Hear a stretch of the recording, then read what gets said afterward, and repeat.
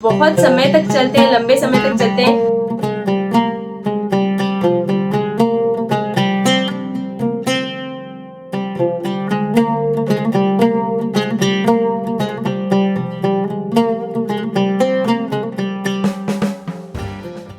Hello, नमस्ते and welcome मेरे प्यारे दोस्तों, कैसे हैं आप सब। दोस्तों, एज अ होम मेकर मैंने समझा है कि हमारी मैक्सिमम टाइम और एनर्जी किचन में ही इन्वेस्ट हो जाता है और जितना जल्दी हम किचन से फ्री हो पाएंगे उतना ही ज़्यादा हम और चीज़ों पे ध्यान दे पाएंगे। ये भी एक सच्ची बात है, पर ये पॉसिबल तब है जब हमारी किचन ऑर्गेनाइज्ड हो, सुलझी हुई हो। टाइम सेविंग करने के लिए हमारी किचन का ऑर्गेनाइज होना बहुत ज़्यादा ज़रूरी है। तो मेरे भी कुछ प्रयास हैं अपनी किचन को ऑर्गेनाइज करने में और उसे सुलझा हुआ रखने में। आज की इस वीडियो में मैं आपके साथ शेयर करूंगी कि कैसे ऑनलाइन शॉपिंग में लाए हुए इतने सारे पैकेट्स और कार्डबोर्ड्स को यूज़ करके मैंने अपनी किचन के लिए दो प्यारे से ऑर्गेनाइजर्स बनाए हैं, जिन्होंने मेरा कुक टॉप यानी कि ऊपर का काउंटर टॉप है वो बहुत ज़्यादा क्लीन और सॉर्टेड रखने में बहुत हेल्प करी है। तो चलिए without further ado let's get started. दोस्तों, ये वाली प्लेटफॉर्म मेरी किचन की ऑल्टरनेट प्लेटफॉर्म है, यानी यहाँ पे गैस स्टोव तो नहीं है, पर मेरी फ्रीक्वेंटली यूज होने वाली सारी चीजें मैं यहीं रखती हूँ, हैंडी रखती हूँ, एक्सेसिबल रखती हूँ, जैसे मुझे बार बार झुकना ना पड़े और किसी भी काम में देरी ना हो और कुकिंग फास्ट हो। तो जब छोटी छोटी चीजें एक साथ पड़ी होती हैं तो बहुत ही ज्यादा क्लटर लगता है और मुझे क्लीनिंग में बहुत तकलीफ होती है। कुछ ही दिन पहले मैंने ये अमेंडमेंट करी थी। ये जो बॉक्स आप देख रहे हैं ये हमें वेडिंग कार्ड के साथ गिफ्ट मिला था, तो इसे मैंने यहाँ पे अपने स्पून्स और स्पैचुलास रखने के लिए यूज कर लिया। अब मुझे बनाना है एक ऐसा ऑर्गेनाइजर जहाँ मैं हर छोटी चीज को हैंडी रख सकूं और वो ज्यादा क्लटर भी ना दिखे। तो चलिए स्टार्ट करते हैं।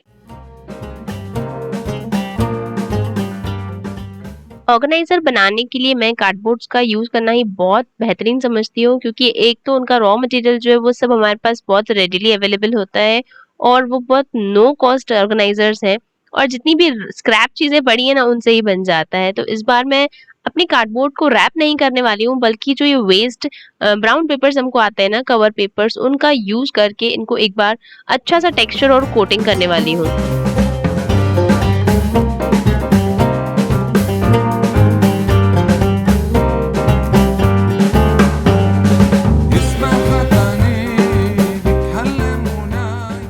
इन ब्राउन पेपर्स को छोटे छोटे बिट्स में मुझे तोड़ना है और बहुत सारे पेपर्स जमा कर देने हैं और बहुत ही थोड़ी सी चीजों से बनाऊंगी मैं। इस तरह के ऑर्गेनाइजर्स के लिए मुझे चाहिए फेविकॉल और पानी।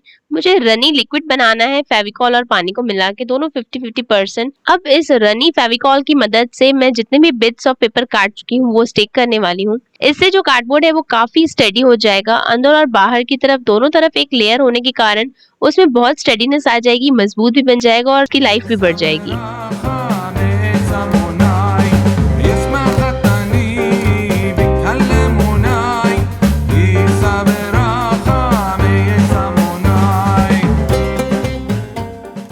बहुत ही इजी और सिंपल प्रोसेस है, बस थोड़ा सा टाइम टेकिंग है, पर जो इसका आउटकम है वो बहुत ही क्लासिक और वर्दी है। देखिए, मैं पूरा एक्सटर्नल लेयर कवर कर चुकी हूँ। ये ऑलरेडी हैवी हो चुका है और काफी मजबूत भी। अब बारी आती है इसके अंदर से कवर कोटिंग की। पूरा अंदर से भी कवर कर देना है। इस बार मैंने कोई सैलो टेप यूज नहीं करी है कार्डबोर्ड को सील करने के लिए। अदरवाइज ऑर्गेनाइजर्स बनाने से पहले हम उसे स्टडी करने के लिए सैलो टेप का यूज कर लेते हैं। देखिए, अंदर भी सेम उसी तरह से मैंने पूरे बिट्स ऑफ पेपर को स्टिक कर दिया है। अब बारी आती है इस ऑर्गेनाइजर को डेकोरेट करने की, क्योंकि मुझे पसंद है functional as well as beautiful. वैसे तो ऑर्गेनाइजर तैयार है, पर मुझे उसमें चाहिए थे टेक्सचर्ड फ्लावर्स। तो फ्लावर के लिए मैंने कलर के साथ यूज किया है व्हाइट सीमेंट, जिससे उसका इफेक्ट जो आएगा वो एम्बॉसिंग वाला आएगा, थोड़ा थिक आएगा। अब मैं ब्रश से रैंडमली फ्लावर्स बना रही हूँ। ये पैटर्न बनाना बिल्कुल ऑप्शनल है, कोई चाहे तो वो एज इट इज यूज कर सकता है। बहुत ही कम खर्चे में ऑर्गेनाइजर रेडी हो जाता है और काफी मजबूत भी है, पर मुझे चाहिए थे फ्लोरल पैटर्न वाला। ये छोटी सी प्रिंट ब्राउन पेपर को और एनहेंस्ड लुक दे रही है और ये छोटे छोटे हाथ गौरव के हैं। शेप, साइज और स्पेस में अगर प्रॉपर सिमेट्री होती है तो पैटर्न निखर के आता है। बस इसी तरह से ये डिजाइन और प्यारा हो गया।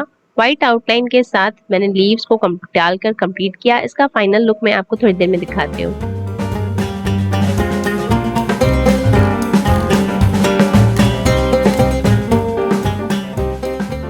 कलर सूखने पर मैंने वार्निश का कोट कर दिया। जब तक वार्निश सूख लेती है तब तक चलिए एक और ऑर्गेनाइजर का स्ट्रक्चर रेडी कर लेते हैं। मेरे पास जो कंटेनर्स हैं उनको वर्टिकली ऑर्गेनाइज करने के लिए मैंने ये वर्टिकल कार्डबोर्ड का इस्तेमाल किया है। इस कार्डबोर्ड के पीस को एक सर्कुलर बेस देकर मैं कुछ इस तरह से इसे स्ट्रक्चर करूंगी कि मैं एक के ऊपर एक अपने टिफिन कंटेनर्स को रख सकूं। जैसे मैंने सोचा था बिल्कुल वैसा ही ये बनकर तैयार हुआ है। मैं कुछ ज्यादा एक्सप्लेन नहीं कर पा रही हूँ, प्लीज आप उसे वीडियो में ही देख लीजिए कि मैं इसे किस तरह से बना रही हूँ और कैसे इसका स्ट्रक्चर रेडी कर रही हूँ।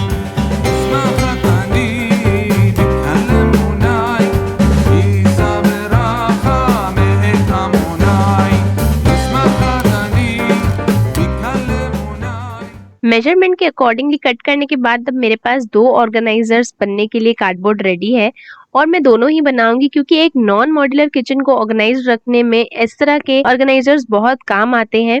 मेरे पास शेल्फ्स और रैक्स ज्यादा नहीं है, इसलिए मुझे कार्डबोर्ड ऑर्गेनाइजर्स पे ज्यादा डिपेंडेंसी रखनी पड़ती है। सर्कुलर स्ट्रक्चर देने के लिए मैं नीचे के बेस के मेजरमेंट के हिसाब से सर्कल्स काट दी हैं, 4 सर्कल्स इसके लिए, ताकि वो थोड़ा थिक हो जाए। अब मैं इनको एक दूसरे के साथ स्टिक कर दूंगी और इसके साथ ही अपने ऑर्गेनाइजर को भी स्टिक कर दूंगी ताकि एक प्रॉपर स्ट्रक्चर रेडी हो जाए और फिर डेकोरेशन का काम तो वैसे भी बाद में होगा।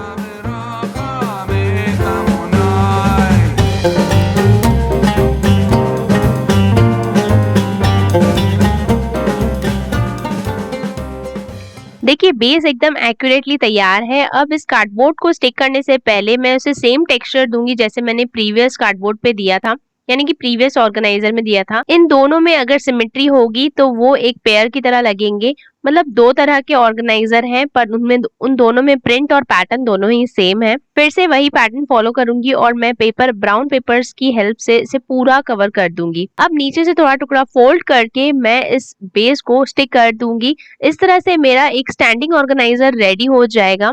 इसे थोड़ी देर के लिए सूखने के लिए मुझे रखना होगा और ऊपर वजन भी रखना होगा ताकि ये एकदम स्टिफली स्टिक हो जाए।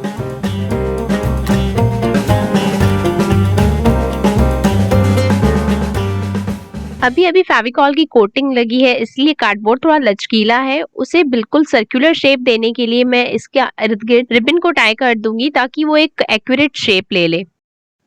अराउंड 1.5 आवर में ये ऑर्गेनाइजर सूख के तैयार हो गया है और मैंने इसे उसी तरह से कलर भी कर लिया है। अब इसका फाइनल लुक आप देखिए और जज करिए कि ये दोनों ऑर्गेनाइजर्स कैसे लग रहे हैं।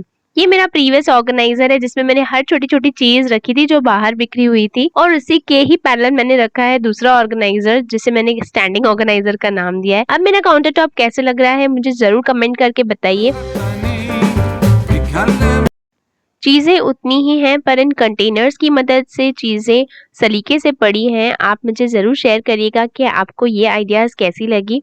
और ये जो स्टैंडिंग ऑर्गेनाइजर है ये एक कबर्ड की तरह है। मैंने इसे टर्न अराउंड करके रख दिया है, जब भी जरूरत होगी मैं इसे रोटेट करके यूज कर दूंगी। दोस्तों अगर आपको भी ये नो कॉस्ट ऑर्गेनाइजेशन आइडियाज अच्छी लगी हो तो प्लीज लाइक कर दीजिए और चैनल को सब्सक्राइब कर लीजिए and don't forget to hit the bell icon ताकि मेरी अगली वीडियो की नोटिफिकेशन आपको जल्द से जल्द मिले। तो दोस्तों मिलती हूँ आपसे अगली वीडियो में, तब तक के लिए good bye, take care and जय राम जी की। बाय द वे इतने प्यारे ऑर्गेनाइजर्स बने हैं तो ट्रीट तो बनती है और मैंगो सीजन इज ऑन, तो आज हमने घर पे बनाई है mango kulfi which went so well और बहुत अच्छी और टेस्टी बनी थी। आप भी अपने घर पे टाइम यूटिलाइज करिए, कुछ क्रिएटिव करिए और प्यारी प्यारी चीजें घर पे बनाएंगे। मिलती हूँ अगले वीडियो में, बाय बाय।